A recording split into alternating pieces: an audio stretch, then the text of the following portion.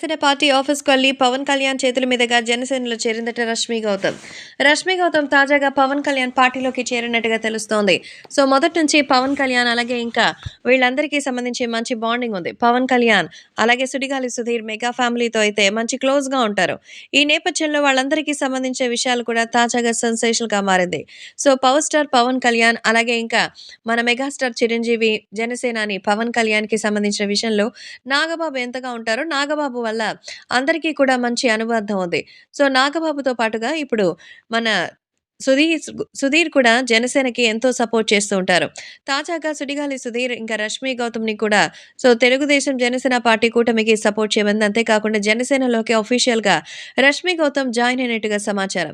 రష్మి గౌతమ్ తెలుగుదేశం పార్టీలోకి జాయిన్ అవ్వడమే కాదు, జనసేనలోకి జాయిన్ అవ్వడమే కాదు, స్వయంగా పవన్ కళ్యాణ్ చేతుల మీదుగా పార్టీ కండువాని కప్పి జనసేనలోకి అఫీషియల్‌గా రష్మి గౌతమ్ జాయిన్ అయినట్టుగా తెలుస్తోంది.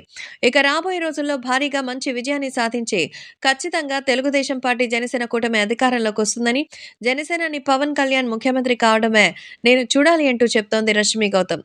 మొత్తానికి రష్మి గౌతమ్ కూడా పవన్ కళ్యాణ్‌కి డై హార్డ్ ఫ్యాన్ అని ఇప్పుడే తెలుస్తోందంటూ అందరూ చెప్పుకుంటున్నారు. సో, రాబోయే రాజకీయాల్లో ఖచ్చితంగా తను మంచి విజయాన్ని సాధించాలని చెప్తున్నట్టుగా అయితే సమాచారం. కాబట్టి ఇప్పుడు సోషల్ మీడియాలో సైతం ఈ విషయం ఎంతో వైరల్ అవుతోంది. మరి ఈ విషయం ఎప్పుడు నిజమవుతుంది, ఎలా వస్తుందనేది మాత్రం చూడాలి. కాబట్టి వీటికి సంబంధించిన విషయం తెలుసుకొని ఎంతగానో సందడిగా ఉన్నట్టుగా సమాచారం.